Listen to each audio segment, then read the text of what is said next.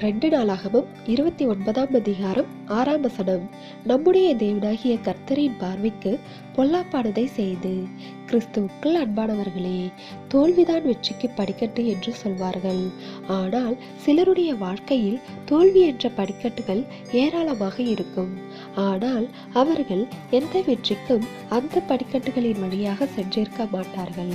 காரணம், தோல்வியின் வழியாக கற்றுக்கொள்ள வேண்டிய காரியங்களை கற்றிருக்க மாட்டார்கள்.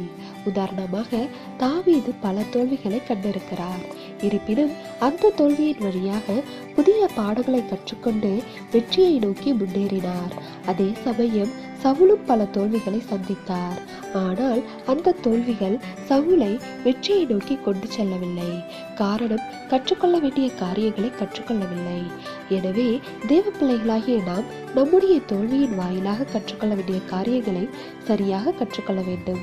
இல்லை என்றால் நாம் கற்றுக்கொள்ள வேண்டிய காரியங்களை சரியாக கற்கும் வரை தேவன் நம்முடைய வாழ்க்கையில் வெற்றியை அனுமதிக்க மாட்டார். தேவனுடைய கிருபையும் இரக்கமும் நம் அனைவரோடும் இருப்பதாக. ஆமென்.